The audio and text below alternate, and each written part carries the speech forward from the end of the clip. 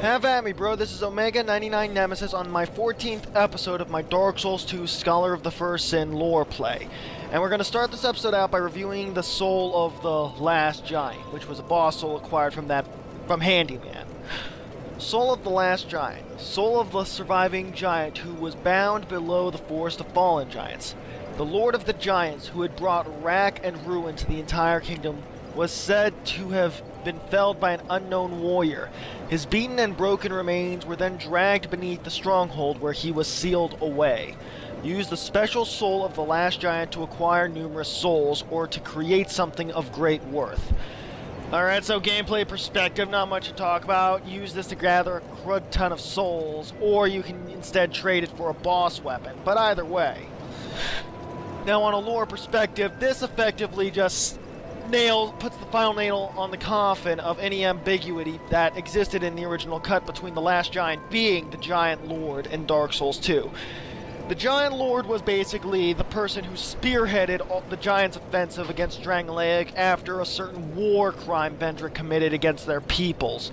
And then after being defeated by a lone warrior, rather than just being left to die like the rest of his ilk, he was then dragged across the fortress, more or less, to where he was left to rot.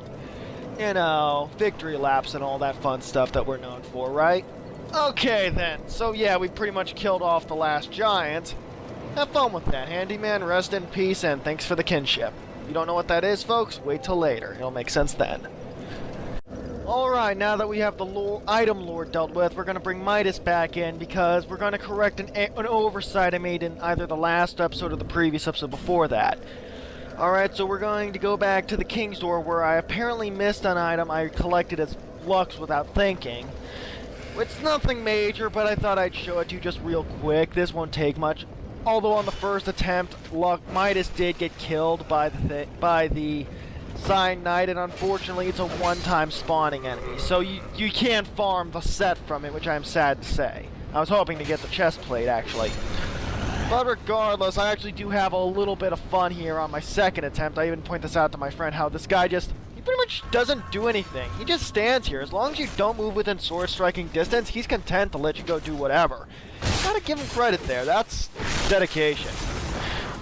Or maybe he's just obnoxiously incredibly lazy. If I carried a sword and shield and armor set like that, I'd probably be that lazy. Anyways, so after I dispatch this guy, I'm going to re-pick up the Grand Lance as Midas, as well as get that hidden item. Actually, did I even get the Ring of Restoration as Midas? Doesn't matter. I mean, I've already established where that is. But regardless, so after putting this guy down, you notice that Midas isn't really doing a lot of damage to this guy.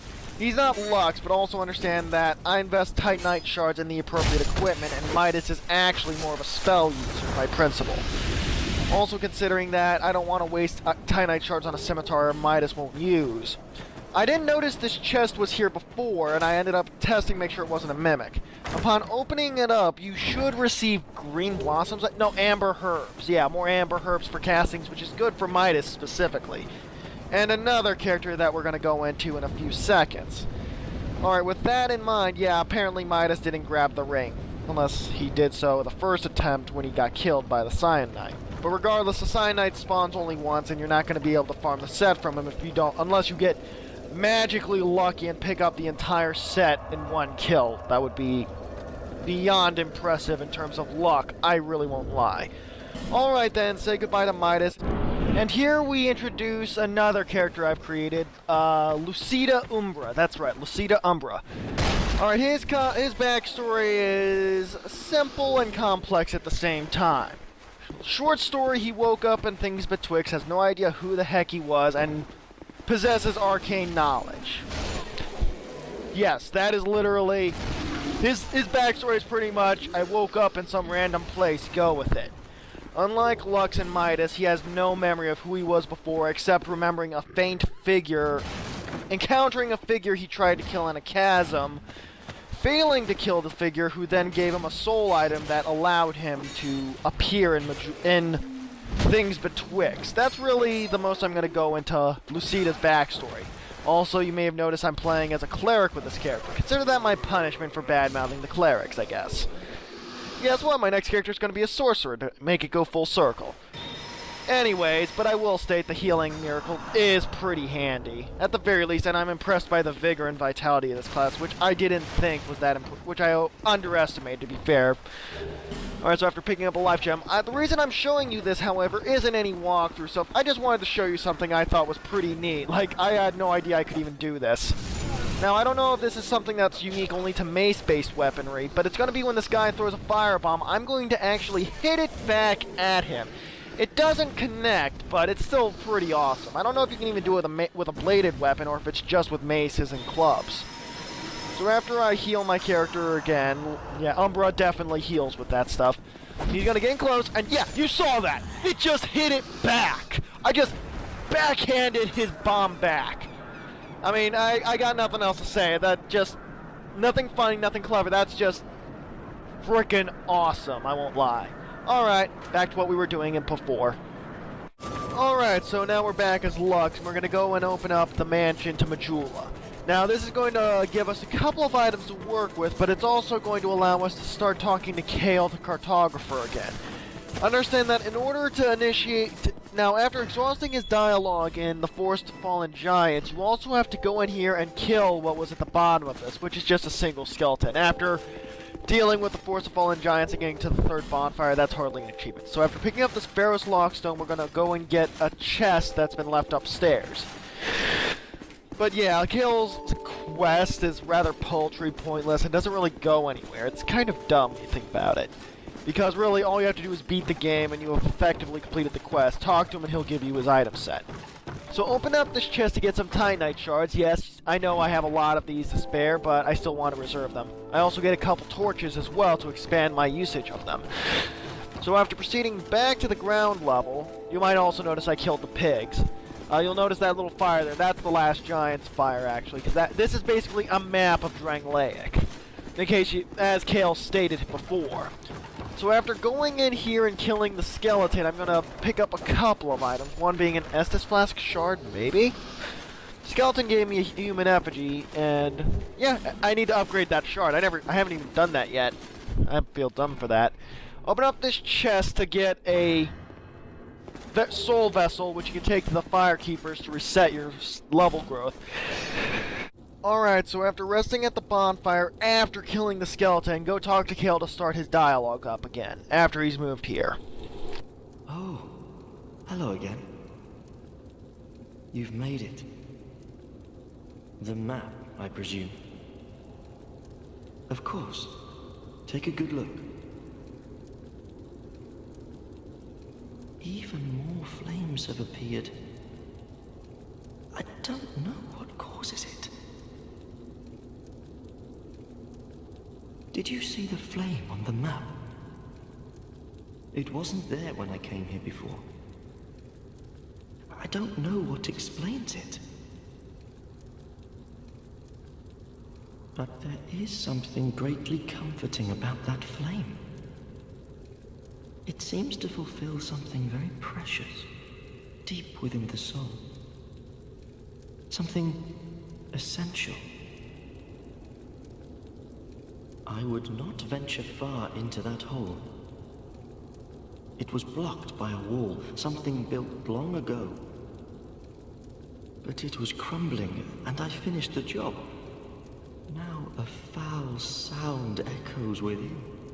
So after done listening to Lord Nightingale's ramblings, we're going to go back, and now we're going to go into a new area. Heide's Tower of Flame, which has definitely received one painful facelift. And by painful facelift, I mean one painful lifting fist to the faces of the players who were expecting this to be more surmountable. Anyways, my soul memory is actually quite large. I'm at 250,000 at this point. And likewise, my character isn't a pushover, but at the same time, I am about to suffer a bit. But it's all good. It's all part of the learning process, and I wouldn't have it any other way, really.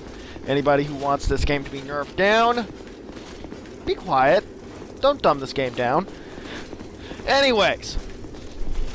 Now then, we're going to proceed up here. I have my sword drawn in a defensive stance in case I get surprised. I don't trust from not to add an enemy here at some point. So as I keep walking, turn left to find this chest, which will have another shield. Actually, it's the first shield you can get in the game if you play your cards right, the Crimson Parma. You can even come in here real quick, pick this shield up, and you'll have a lightweight shield to work with very early on. I chose not to because I wanted to streamline this according to the areas, so... Alright. Now you have to pull that lever to open this thing. Make sure you're not in the path when it comes down or else it'll crush you. Now, pick this up to get a broken thief sword and a soul of a lost undead. And then you're going to go through here to enter Heide's Tower of Flame. Here there's going to be some theological lore debates going on, at least for me, because there are some interesting ideas proposed by other players. Here's a Heide Knight. They're not that hard, but they're still a challenge and very deadly. They're nimble and can hit hard, and numerous times. These guys, on the other hand, are only a threat in numbers, usually. These guys have good defense, but they're easy to wail on, and they can easily be worked over when you know what you're doing, like I do. I took one small hit, and although it did good damage, it isn't as bad as you might think. Here's where the first bonfire is set, and from here we're going to see me get invaded and killed. Alright, so I summoned 2 phantoms after resting at the bonfire. Mr. Fist 88 was the first to get summoned, and then there's another guy. Chicharito 734. These two had some pretty good builds, and I was going to have them help me, but unfortunately we received an unwelcomed guest. And I am going to get into the PvP aspect of this game at some point, but I'm going to have to get into it a little bit earlier than intended as well. It'll make sense in a few minutes. So after Chicharito backstabs this guy, yeah, me and Chicharito were sticking together so that we could deal with this guy. Once again, I will reiterate my mentality that the Phantom's job is to keep the host alive at any cost. Even if it means you do come out with a short stick, it is partly your job. You're pretty much a bodyguard. So keep that in mind so that you understand my thinking when you see this footage, because this clip ends with me dying as well as these 2 guys, and unfortunately because I actually backtrack after pulling this lever. This lever is for the just the Dragonrider boss fight that I'll be getting to later. But pretty much it evens the battlefield. Nice little shortcut to get over that ledge so you don't have to step over the stairs. Now, I ended up coming back here because you saw that 4th summon sign. I was going to use that to bring in a 3rd person to help me. And this is where I get invaded by, I'm just calling him Aldridgeq because honestly, PMW? No. Now at this point, I tried stalling by bowing. And I actually thought he was going to throw a fireball at me, but to his credit, he just buffed his weapon, which is better than just attacking while I'm bowing. So at this point, now, my stance with PvP is, this guy's an invader, not a summon. This isn't a duel. So this is dirty fighting allowed. But also understand that, by principle, an invader is a dirty fighter. Meaning, expect no form of morality fighting these people. I bowed mostly as a gamble to buy time. This guy is wearing the Surlon set. This pretty much means he killed a boss in the DLC. I tried throwing a throwing knife to soften him, but unfortunately those 2 got too far ahead, and I'm sad to say Aldridgeq did use tactics I would use under the same circumstances. He is not an inexperienced PvPer. He actually lured my 2 phantoms away so that they could get killed by the enemies. I had a seed of a tree of giants, but I could not justify using it so soon. Especially as, well, I can't imagine these enemies would have been much of a threat to him. I mean, it would have given us an edge, but it wasn't worth it. Unfortunately, I was a little too focused on the defensive as there were 3 enemies to contend with. And he exploited that to the max. He did exploit that. I am sad to say that. It was careless of me, and unfortunately, I couldn't keep my last phantom alive. It was Chicharito who died last. They were helpful, and I will thank them for their efforts, and honestly, no real harm was done by Aldridgeq, so I actually lured him back, hoping maybe I could summon a phantom. You might say that's bad sportsmanship, but my argument is invasions are built on bad sportsmanship. So to me, this is justifiable. He eventually corners me at the bonfire as the secondary reason I came here, so that if he did kill me, I could at least recover the souls I lost, which would have sucked if I had to go and backtrack entirely. So honestly, this guy's moveset isn't that skilled. I focus too much on trying to parry him, though. I might have even been able to take him in all honesty. The guy's moveset is not very good. He's extremely predictable in his combat style. I let myself get killed. This is all on me. So I kind of deserve dying here, at least in the sense that I couldn't defeat him on my own based on skill. This guy was of amateur level. No offense, you need to be more unpredictable. So after Aldridgeq killed me, I was summoned by Dank Psycho, who inadvertently gave me my revenge. Now, so I can make myself clear, Aldridgeq, if you ever see this video, I have no problems with you whatsoever. You are perfectly within your right to invade people and so forth. It's not like you're hacking. I mean, I'm totally cool. It's legit, fair. I'm giving you advice on your playstyle. The katana is slow and does good bleed and is a good dex weapon, but it's slow and predictable. You need to focus on changing your tactics, especially as my fire resistance isn't that bad, so that buffing doesn't work as well as you might think. Anyways, here he comes and tries to get the guy finding me there. I don't know if he recognizes me, although I imagine he would, and I get a good backstab. That felt good, I won't lie. Now, he tries doing the same tactic he did with me before, luring us away from the host so that he can put us down separately, but he ended up making a mistake. I don't know if he panicked or what was going through his mind, but he instead took a right turn in this area rather than fighting us and leading us to the left. I actually do manage to chase him down and do some decent harm to him as well. I mean, it felt good. I even got the killing strike. He did put down one of us, but he also couldn't take on both me, Masterless Glencore, and the host at the same time. He almost got Danky Plank, but in the end I was able to put him down, though I fear it may have actually been due to a lag. Anyways, after that, we go and proceed to a pretty awesome moment for me personally. Alright, so I know a good question to ask, however, is if I argue that Aldridgeq was of such an amateur level, how was it that he defeated me? And I want you to pay attention if you're looking at this Aldridgeq. Although your moveset was basic and your tactics were amateurish, and all of it stuff that I learned at very quickly, I will state that part of the reason you defeated me was a failure on my part, as when I saw him wearing the Suralon armor, he intimidated me because I believed that he had access to better gear in general than me, forgetting that my gear, although not necessarily advanced, was of a basic skill that can't be ignored. The caliber of my gear was basic but also effective. I forgot that and allowed myself to get overwhelmed. Towards the end of the fight, I was even starting to see this, using parrying to gauge his reactions, and because of that, by the time I realized it was too late. So in that sense, it was a matter of underestimating myself and overestimating my opponent. Now then, what you're seeing here is we're stuck at a conundrum. There's a guardian dragon over there, or drake maybe, and anyways, what's happening here is that we need to get through. However, my host will get killed if he gets killed carelessly. So what I ended up doing is, while everyone else is hiding, I charged the position of it to draw its attention and force it into melee. Then everyone else goes in. I pretty much just stormed this thing and practically killed it myself. I did most of the damage. I might have even killed it. But regardless, I'm like killing the time. I'm like, yeah, I'm helping. I'm being useful. Wait, you just got here? What the heck? I just storm rushed. You just let me die? What the heck? But yeah, I'm also going to make a brief reference. Are you not entertained? Okay, now that we're done with that, I'm going to go kill the boss and get human again. So once I'm human again and level up a couple times with the Herald's help, I summon a couple of phantoms and decide I'm ready to take on the Dragonrider again. Now, and this time, Aldridgeq isn't there to make my life a wee bit harder, so I can just focus on killing, leveling up, and so forth. I might even grind some more just to make this place a PvP haven. For the record, I've tried using the cracked red-eye orbs, yet I've not been able to use it once. And although every time I've done so, it's been while I was hollow. I don't know why this is, but I suspect it's possibly to limit PvP options, maybe. I find it unusual, though. If anybody sees this and has an explanation, or just can confirm this suspicion of mine, let me know.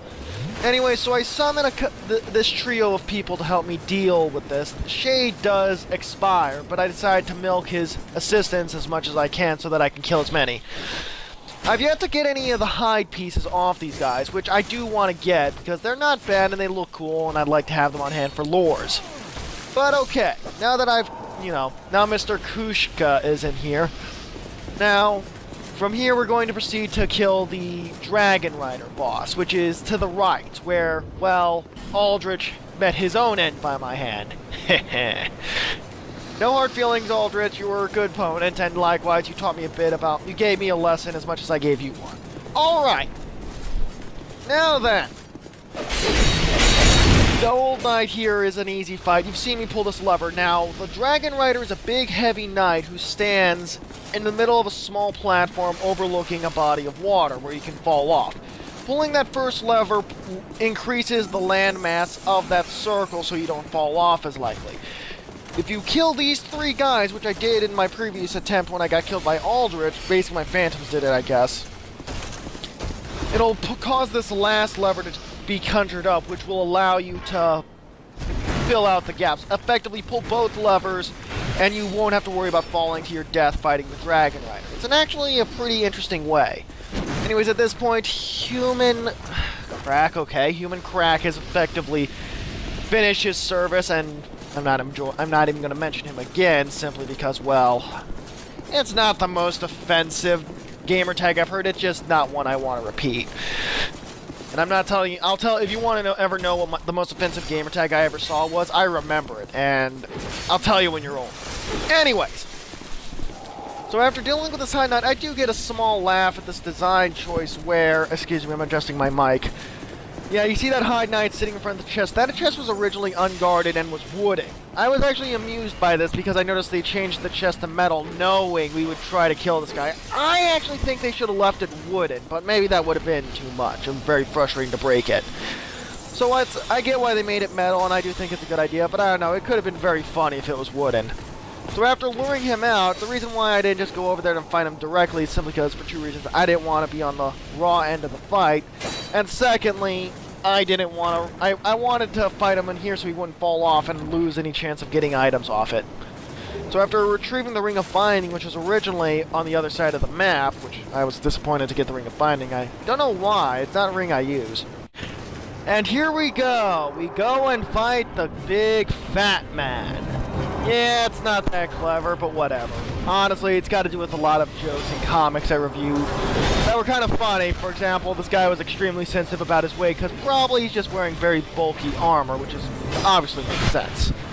Anyways, the Dragonrider, or Fat Man as we're calling him since I got nothing clever to call him, is basically dead. That's the Dragonrider fight in a nutshell. He's not that strong. Many of his attacks can easily be parried once you know them. And more importantly, his weaknesses primarily are limited to fire, lightning, and on top of that, blunt striking weapons do a lot of damage. Alright, so after that, I get sort of caught off guard because, I noticed the bonfire is actually to the right of where it originally was. It's actually to the left where it usually was. So after lighting the bonfire, we're going to go talk to Lucia of Lindelt. And don't ask me why there was a time skip. I didn't edit that. That just happened. My name is Lucia. I have come to spread the art of miracles, a practice of wits feel hard to decide. I'd heard awful rumors about this place, and I'm afraid they were all true. The king, gone. The earth, ravaged. The burden on the people weighs heavy. I fear that, by now, they may have scarce room in their hearts for calls. Why did I come here? Well... do I need any other reason than to spread the gospel of miracles? My preceptor always said this art should be shared with the world. And such is my only wish. Sometimes I fight the urge to pack up and go back home. It is... well, I must do this. And being out here all alone only makes this a more fitting test of my fortitude. I expected this cathedral to be bustling, but there's hardly a soul to be found here. Without any goings-on, I'll have to move soon. To a place I could help the gullible by teaching the good word. Okay, so in case you haven't noticed, Lucia of Lindelt is pretty much she sells you faith-based items like miracles and chimes. Now, in terms of her character, she's basically a cross between Petrus and Rhea of Thorland from Dark Souls 1. Those who've played that game know exactly what I'm talking about. I apologize I recorded no further clips, but this concludes episode 14. Check in with me later when I'll have something interesting to start the next episode with.